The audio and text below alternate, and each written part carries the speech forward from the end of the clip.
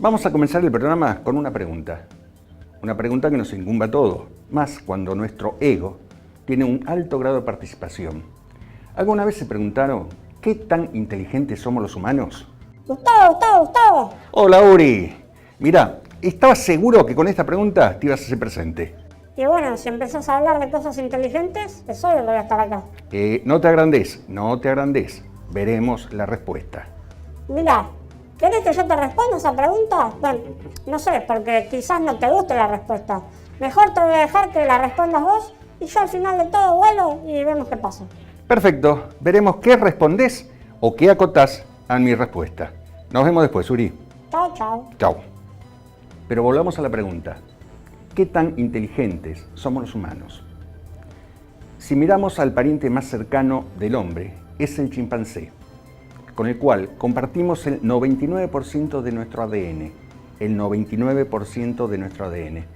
Y así todo, creemos que somos más inteligentes que el chimpancé. El hombre inventó una medición de inteligencia que haga al humano un ser único. Digamos que ser inteligente es tener la habilidad para las artes, las ciencias, las matemáticas, la sinfonía, crear una obra de arte. Todo aquello que el hombre pueda realizar desde su mente, desde sus manos, desde su propia presencia. Pero hagamos que esta definición sea arbitraria por un momento, por unos instantes. Los chimpancés no pueden hacer nada de eso, pero compartimos el 99% de nuestro ADN. El más brillante chimpancé tal vez no pueda hacer algo de lenguaje gestual. Así que esto me preocupa profundamente. Todo lo que nos distingue de un chimpancé emerge de ese 1% de diferencia en nuestro ADN. En ese 1% de diferencia en nuestro ADN. El telescopio espacial Hubble, esa grandeza, está en ese 1%. Tal vez la diferencia entre construir y poner en órbita al telescopio espacial Hubble y el chimpancé haciendo dos movimientos como el lenguaje de señas no es tan maravillosa. Ahora imaginemos otra forma de vida, que se diferencien de nosotros en 1% más, como nosotros de los chimpancés. Piensen en eso.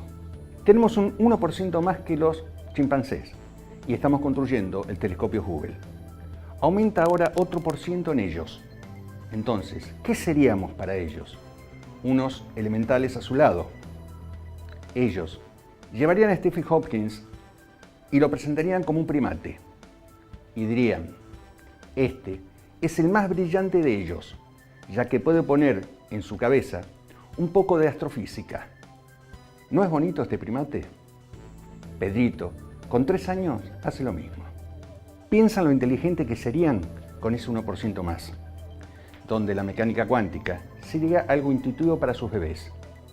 Así sería la inteligencia de aquella vida que podríamos encontrar. Ahora la pregunta que nos hacemos, ¿podríamos tener una conversación con ellos? ¿Cuándo fue la última vez que te paraste para conversar con un gusano?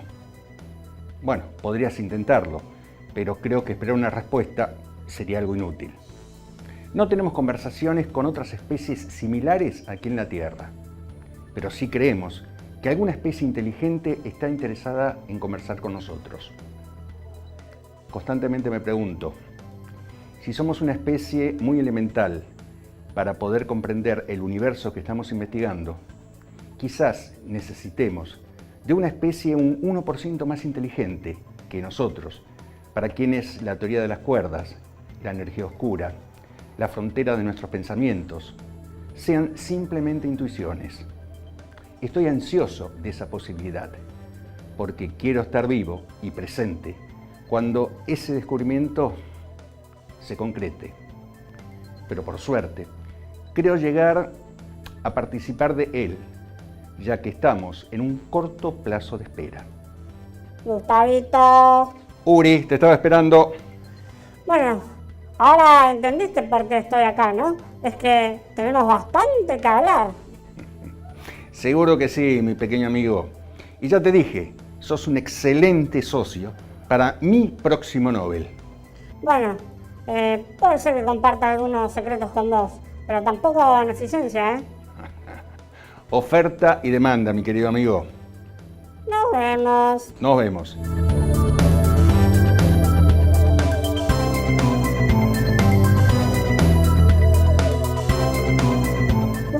Gustavo, te cuento una cosa. El 19 de septiembre de 1961, cerca de Portsmouth, en Estados Unidos, abducimos a un matrimonio compuesto por Betty y Barney Hill. Pasaron 2 horas a bordo de nuestro ovni, donde ambos fueron examinados. Muy lindo lo de ustedes, ¿eh? Bah, sigan así. Y sí, de alguna manera nos tenemos que divertir. Muy bien, Uri. Hasta luego.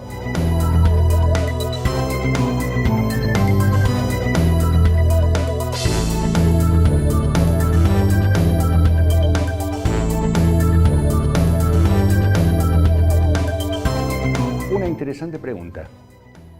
¿Fue Enoc el constructor de la Gran Pirámide de Giza? Las pirámides egipcias ocultan misterios que todavía no se han resuelto. Algunos arqueólogos creen que son obras de los antiguos egipcios. También hay quienes creemos y afirmamos que en algún lugar estaba la mano de civilizaciones inteligentes superiores a los seres humanos. La pirámide de Keops, Khufu, se dice que fue construida por los egipcios. Sí, pero los teóricos de los antiguos astronautas sostenemos que los antiguos egipcios construyeron las pirámides, pero bajo la dirección de dioses, civilizaciones extraterrestres. La historia oficial dice que el faraón Keops construyó la Gran Pirámide, pero la pregunta es, ¿por qué no se encontró ninguna estatua de él dentro de la Gran Pirámide o en alguna parte? Una construcción tan grande que resistió el paso del tiempo denota una megalomanía de alguna manera. La pregunta que queda flotando, entonces, ¿por qué no se encontró una estatua dentro de la pirámide? Algunos teóricos afirman que la pirámide de Keops o de Khufu era una especie de planta de energía y que sacó su nombre de un simple cartucho dentro de la pirámide. Recordemos, los cartuchos eran esas impresiones en piedra donde estaba grabado el nombre del faraón. Se dice que por la única razón que se conoce como Keops o Khufu se debe a un graffiti victoriano. Algo que contradice a la imagen de un cartucho. El coronel Howard Wise, utilizando barrenas, taladros y barriles de pólvora, logra ingresar adentro de la pirámide. Cuando publica su libro, escribe que había encontrado un cartucho pintado de rojo con el nombre del faraón Khufu. La muestra analizada era demasiado pequeña para conseguir una data, pero los técnicos pudieron determinar algo impactante. El pigmento no estaba pintado en los bloques de piedras originales, sino que fue agregado más tarde durante la época de las reparaciones. El hallazgo sugiere que el cartucho no era original a la construcción de la pirámide, sino agregado a una fecha posterior. Entonces nos preguntamos, ¿es posible que él, en su desesperación por encontrar algo, hizo lo impensable? Escribió el nombre de Khufu en una pared de la cámara, de esta manera estableciendo una fecha inexacta para la estructura. Pero no es la única evidencia que contradice la fecha de la pirámide de Giza. En el siglo VII a.C. se encuentra un texto conocido como la Estela del Inventario, descubierta en el año 1958, que ya narraba la existencia de la Gran Pirámide y de la Esfinge en el tiempo del faraón Khufu. La pregunta es ahora, ¿es la Estela del Inventario otra prueba que la Gran Pirámide y la Esfinge ya existían mucho antes del reinado de Khufu? Ahora, según el geógrafo e historiador árabe Taqi al-Masrizi, que vivió entre los años 1364 y 1442, detalla que Enoc era conocido por diferentes nombres en diferentes regiones: Saurí, Hermes, Idris y Enoc. Él señala que la Gran Pirámide fue construida antes del Gran Diluvio Universal por un cierto rey llamado Saurit. Su investigación reveló que Saurit es el mismo que la sociedad judía llamó Enoc. Enoc fue llevado a los cielos por el arcángel Mijael y fue informado de que un gran diluvio o cataclismo estaba por suceder, además de cómo construir una gran pirámide para guardar todos los tesoros de la cultura de ese momento. Así, pasado ese cataclismo, nada se perdería. Al regresar a la Tierra, Enoc comenzó a construir la pirámide, la Gran Pirámide, ayudado por seres inteligentes, seres bajados de los cielos. Nuevamente nos preguntamos, ¿fue Enoc quien construyó realmente la Gran Pirámide? Como lo dice Matrici, tal vez todo lo que conocemos sobre Egipto está equivocado o mal planteado. Quizás haya que abrir nuestra mente para aceptar otras explicaciones, como la asistencia de extraterrestres para la creación de la Gran Pirámide. Desde lo personal, habiendo estado dentro de la Gran Pirámide, hay muchas preguntas que no tienen respuesta. Una de ellas es cómo se mantiene hace más de 4.000 años, con 2.3 millones de piedras de granito y aproximadamente 7 millones de toneladas, una estructura que no tiene ninguna tensión transversal, lo que hoy llamamos viga. Solo hoy se podría sostener sacando la gravedad de la masa, una técnica muy moderna y muy compleja. ¿Cómo? En el Valle de los Faraones. Aquellos faraones que no tenían pirámides y eran enterrados en montañas. Un ejemplo es Tutankamón. No existen estudios geológicos de fundaciones de tierra que justifiquen el desplazamiento de grandes masas de tierra. Entonces la pregunta es, ¿qué hicieron primero, la tumba y luego las montañas? ¿Cómo llevar el oxígeno bajo tanta presión a esas profundidades dentro de una montaña? ¿Cómo calcularon perfectamente que el número pi, 3,14, etc., sea el diámetro y la circunferencia de la base de cada pirámide, que muy sutilmente soporte el movimiento sísmico? ¿Cómo obtuvieron el conocimiento de generar pilas eléctricas? Tantas preguntas que necesitan tantas respuestas. Estando con el director del Museo Antropológico del Cairo, Said Hawass, le expresé un simple pensamiento. Profesor Hawass, luego de haber vivenciado todo aquello que los faraones dejaron y viendo lo que hoy el pueblo egipcio con tanta tecnología construye, una sola pregunta le hago, un solo pensamiento. ¿Fueron los faraones sus ancestros? Yo creo que no. Su respuesta fue una sutil sonrisa.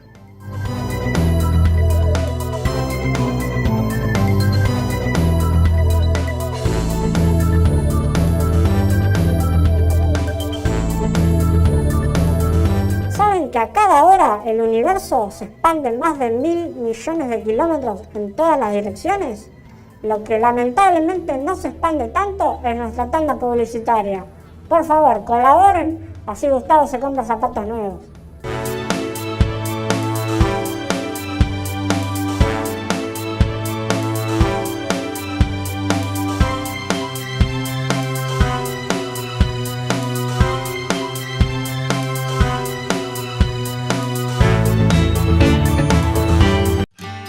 ¿No querés cocinar?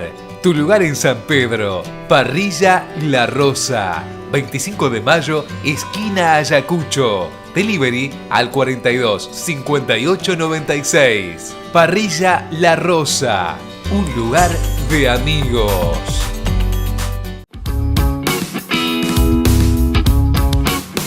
Lo mejor de la gastronomía al alcance de todos. Conocé diferentes recetas para alcanzar esos sabores que siempre quisiste. Cocina Fácil con Pablo Marigliano.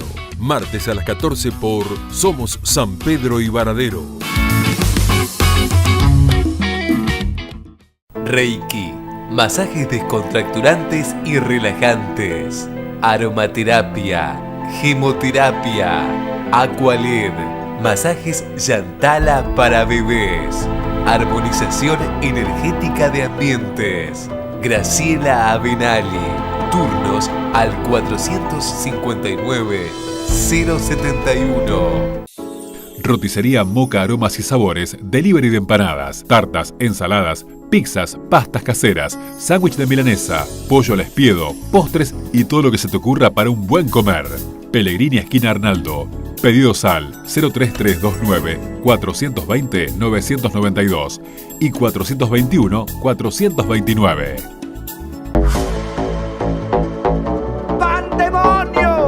Pandemonio llega a la televisión en simultáneo con la Radio 92.3 y FM Ciudad.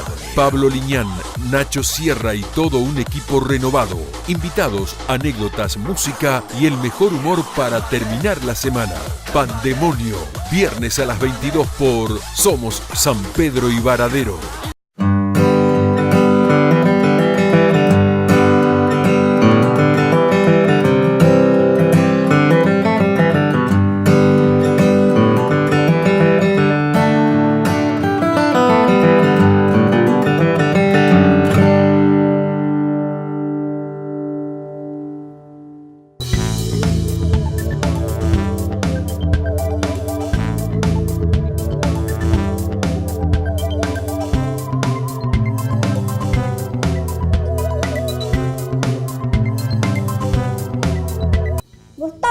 Gustavo, si te digo que la luz de tu sistema solar es verde, ¿me creerías? Explícamelo. Bueno, es así. La luz del sol emitida desde su superficie es blanca. Por eso se puede descomponer con un prisma en los colores del arco iris. También emite una luz no visible. De todos los colores que el sol emite, el verde es el más intenso. ¿Qué pasa cuando al color verde le restamos el azul? Obtenemos amarillo. En otras palabras, amarillo más azul igual verde. Perfecto. ¿Pero qué implica esto? Que nuestra atmósfera, actuando como un filtro, dispersa el color azul. Y entonces quedamos con una fuerte impresión que es amarillo. Pero sumando, como dijiste, colores, tendríamos un refulgente color verde. Siempre tenés que explicar algo más. No puedo decir, no sabía y listo, me voy. Hasta luego, Uri. Uri, no sabía. Se fue enojado.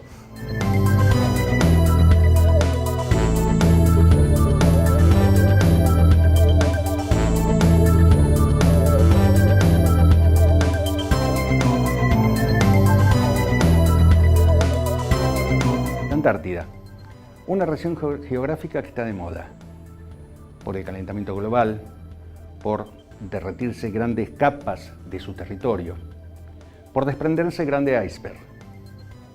Pero hoy vamos a hablar de un hallazgo de una civilización extraterrestre congelada en la Antártida.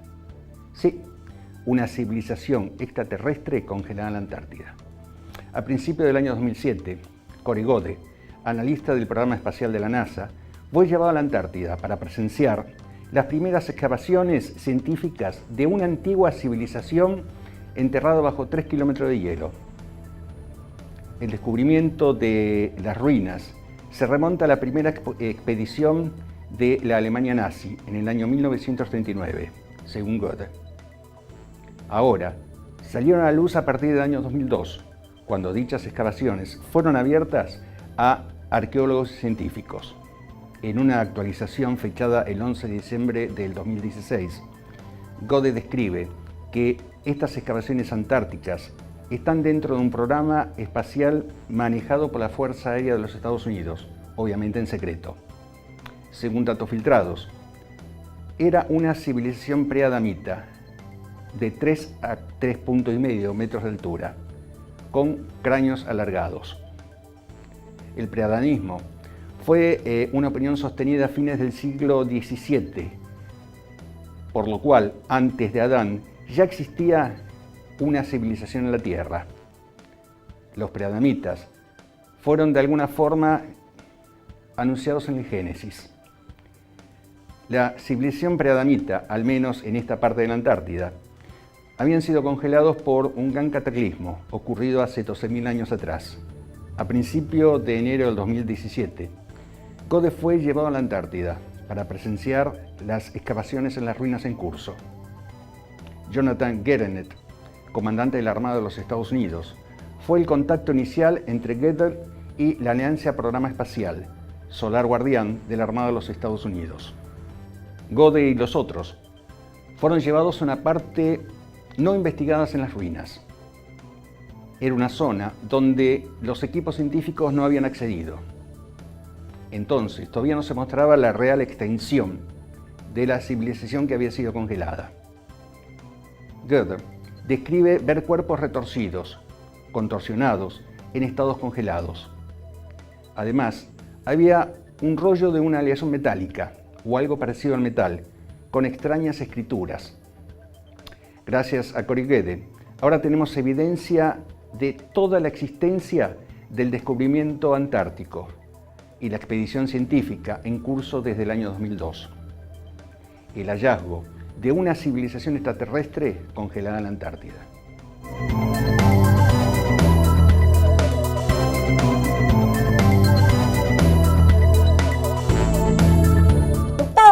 Gustavo, mira, te traigo este dato. Venus es el único planeta del sistema solar en el que el día dura más que el año. Esto es porque la rotación tarda 243 días terrestres y su traslación solo 224.7 días. Un dato muy interesante, Uri, pero agreguemos entonces que es por esto que Venus parece girar en sentido opuesto. El Sol sale por el oeste y se oculta por el este.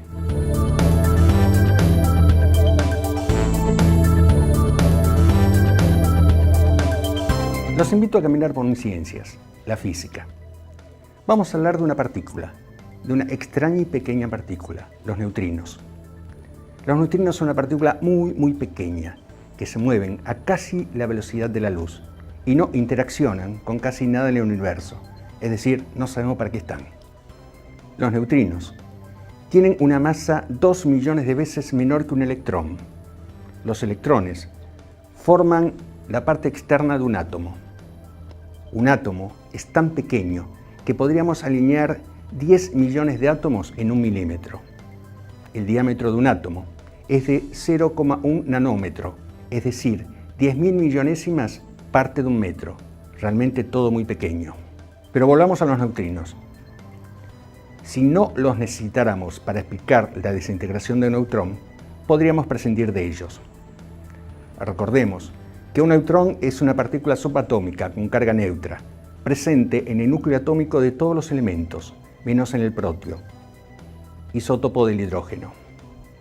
Los neutrinos existen en una gran cantidad. Aunque no los podemos ver ni sentir, vivimos en un mundo de neutrinos. El flujo de neutrinos que emite el Sol hacia la Tierra está en el orden de 100.000 millones por centímetros cuadrados por segundo. 100.000 millones por centímetros cuadrados por segundo. Y como dato interesante, dado que nuestro cuerpo tiene unos 20 gramos de potasio, un material radioactivo que emite radiaciones beta, nosotros estamos produciendo 340 millones de neutrinos por día. 340 millones de neutrinos por día. Por otra parte, los neutrinos podrían explicar la existencia de la materia oscura, ese 95% del todo que no lo conocemos, porque no conocemos ninguna variable de qué está formada, y quizás estos neutrinos sean el primer elemento de su estructura. También pueden ser reliquias del Big Bang, ese instante donde se generó el todo. Es una partícula muy interesante y muy esquiva. Ellos, los neutrinos.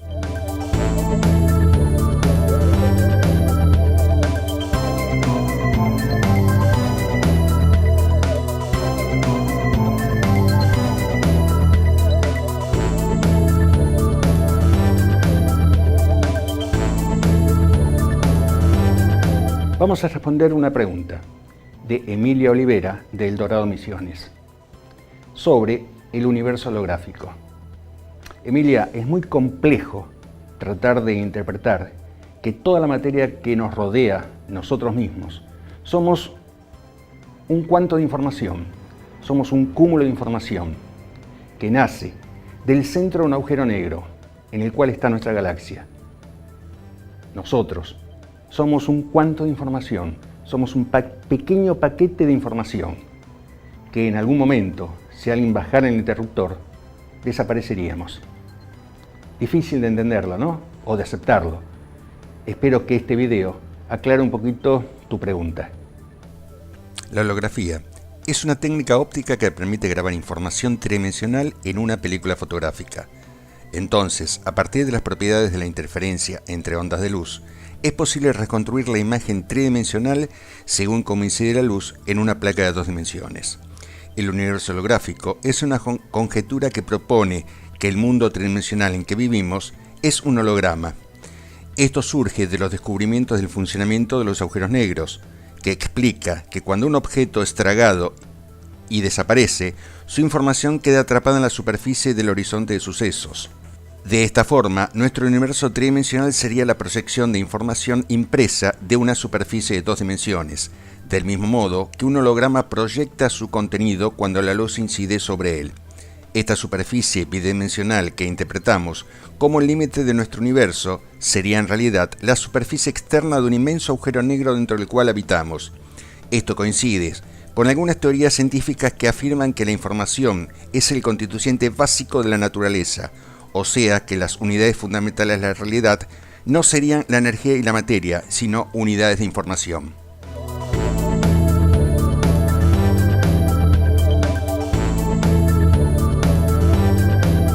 Muchísimas gracias por acompañarnos en este nuevo encuentro. Muchísimas gracias, Emilia, por tu pregunta y por todas las preguntas que se nos acercan. Los espero ver en el próximo programa de No estamos solos, misterios y evidencias. Muchas gracias.